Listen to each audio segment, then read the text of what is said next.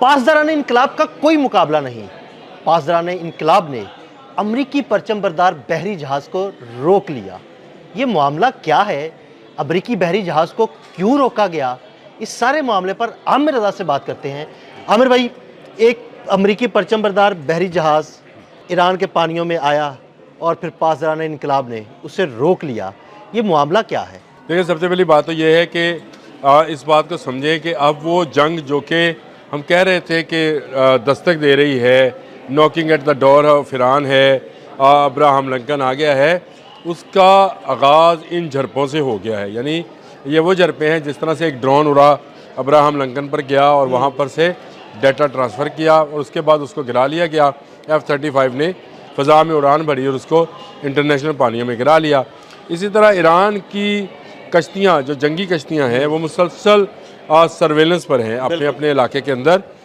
वो जानती हैं कि अमेरिकन रात हो दिन हो 24 घंटे वो इस कोशिश में है कि किसी न किसी तरीके से इसको खलीज फ़ारस को और आबनाए हुर्मुज़ को मिलने वाला जो गेटवे है, ऑयल गेटवे कहते हैं उसको बंद करने की कोशिश करेगा, जिससे ईरान की तेल की तरसील जो है वो रुक जाएगी। और ये ऐसे ही है जैसे ईरान की लाइफ लाइन रोक ली जाए या उसकी ऑक्सीजन बंद कर दी जाए। इसकी हिफाजत के लिए ईरान ने ऐसा ज़बरदस्त सिस्टम और निज़ाम बना रखा है कि कोई परिंदा भी उसके पानियों के करीब से नहीं गुजर सकता।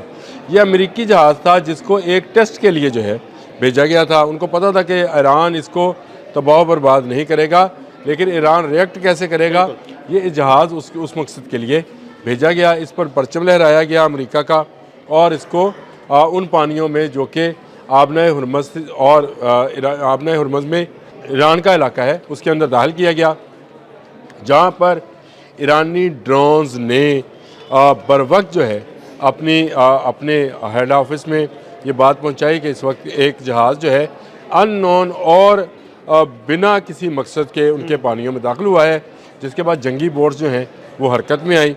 उन्होंने जहाज़ को ना सिर्फ रोका बल्कि वापस जाने पर भी मजबूर किया। यानी ये टेस्ट केस इसलिए था, ये टेस्ट किया जा रहा था कि क्या ईरानी जाग रहे हैं या सो रहे हैं। तो इस जहाज़ को रोकने पे और उसे वापस भेजने पर मजबूर करने के बाद ये अंदाज़ा हुआ कि ईरानी जाग रहे हैं, सो नहीं रहे। अच्छा, ईरान भी जाग रहा है, ईरान के दोस्त भी जाग रहे हैं। ज़रा बात को समझे, इस वक्त इस पानियों के ऊपर बेशुमार सैटेलाइट्स जो हैं फोकस्ड हैं। 40 से 45 के करीब तो सैटेलाइट्स चाइना के हैं जो इन पानियों पर मरकूज़ कर दिए गए हैं ताकि यहाँ की नकलो हरकत जो है उसको मॉनिटर किया जा सके। ये बड़ा अहम खिता बन गया है। वेनेजुएला वाले वाक़े के बाद चीन जो है वो अब बहुत ज़्यादा मुख्तात अंदाज़े के साथ काम कर रहा है और इसी अंदाज के साथ ईरान भी काम कर रहा है।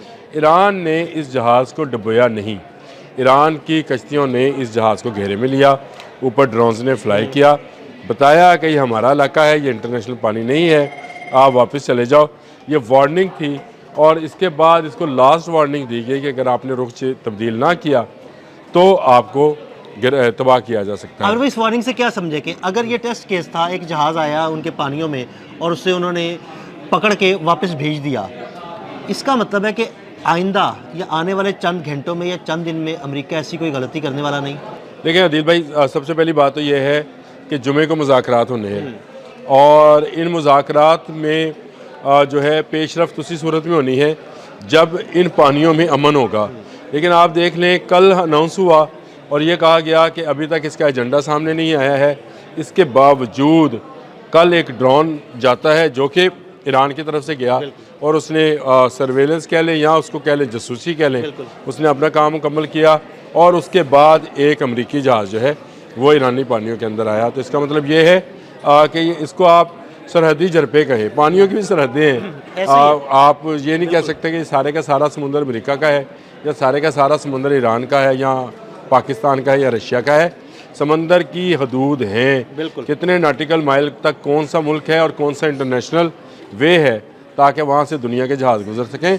तो ये एक ऐसा मसला है जिसको लेकर ईरान जो है इस वक्त बहुत सेंसिटिव है और उसने अपनी सेंसिटिविटी भी दिखाई और अपनी टेक्नोलॉजी को भी शो किया है।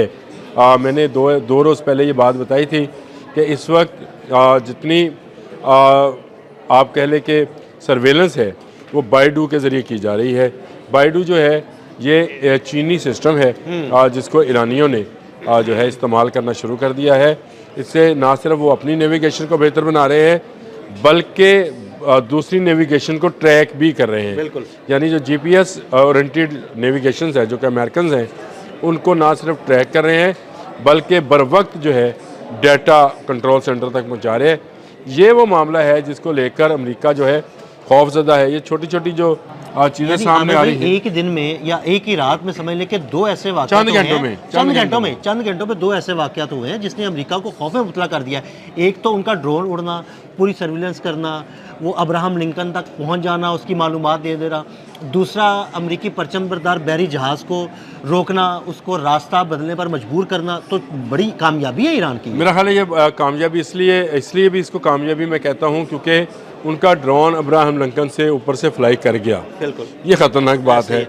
और उसका डाटा जो है वो ट्रांसफ़र भी हो गया, यानी आप उसकी डाटा ट्रांसफरिंग को जैम नहीं कर पाए, आपने वो होने दिया या आप उसको रोक नहीं पाए।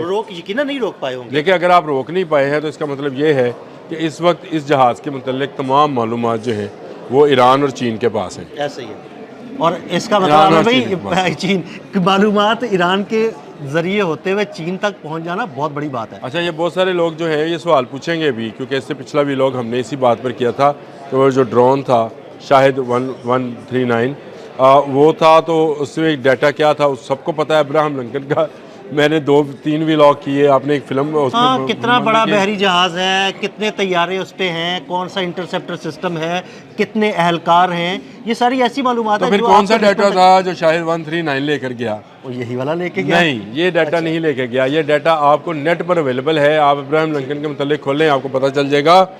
अदील भाई, डाटा ये है कि इसके अंदर जो दूसरे सिग्नल ट्रैकिंग सिस्टम्स हैं वो कौन से हैं। अच्छा, ज़बरदस्त, ये बड़ी ज़बरदस्त। यानी इनके अंदर वो टेक्नोलॉजी जिसमें ऐसे सिग्नल्स जो हैं वो दिए जाते हैं जिससे आपके मिसाइल्स जो हैं वो काम नहीं कर सकते हैं, यानी इसकी तरफ नहीं आ सकते हैं।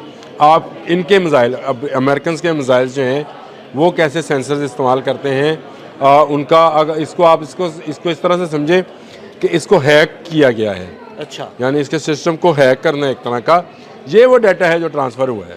सही। यानी इसका मतलब है डाटा भी ट्रांसफ़र हो गया और ये भी चेक हो गया कि हम उनके ये वाले सिस्टम्स हैक कर सकते हैं कि नहीं, और वो कामयाबी से कर रही है। देखिए, ईरान दावा कर रहा है, ईरान इंटरनेशनल ने तो ये कहा है कि हमने वो डाटा कामयाबी के साथ जो है हासिल कर लिया है। शायद 139 जो था वो गया, वो तो है ही खुद कुछ था। तो अब ये जहाज़ का रोकना और बर वक्त कार्रवाई करना, मेरा ख्याल है शायद ये उस डाटे की बदौलत ना हो, क्योंकि इनके तमाम सिग्नल्स जो हैं उनको अगर इंटरसेप्ट किया जा रहा है, यानी उसको रोका जा रहा है या उसमें खलल डाला जा रहा है, तो इसका मतलब है कहीं ना कहीं ये डाटा जमा भी किया जा रहा है और वहाँ से ये डाटा रियल टाइम में आगे ट्रांसफार्म हो रहा है, यानी आगे फैलाया भी जा रहा है। तो ये एक चीज़ अमेरिकन के लिए वाकई ख़तरनाक है, मैं तो समझता हूँ ख़तरनाक है। बिल्कुल, बहुत शुक्रिया आमिर रज़ा जी। बिल्कुल, आमिर रज़ा ने बड़ी तफसील के साथ आपको ये बताया कि आबनाए हरमज़ और खलीज फ़ारस के पानियों में आने वाले अमरीकी बहरी जहाज़ को किस मकसद के लिए भेजा गया, उसे कैसे रोका गया और उसे कैसे रास्ता तब्दील करने पर मजबूर किया गया। और ये भी बताया कि वो ड्रोन जो ईरान से उड़ा और अमरीकी बहरी बेड़े की मुकम्मल तफसीलात लेकर ईरान को मुंतकिल भी कर दी। ये सारी तफसीलात आमिर रज़ा ने आपको बताई। अदील अहमद और आमिर रज़ा को इजाज़त दीजिएगा। अल्लाह हाफ़िज़।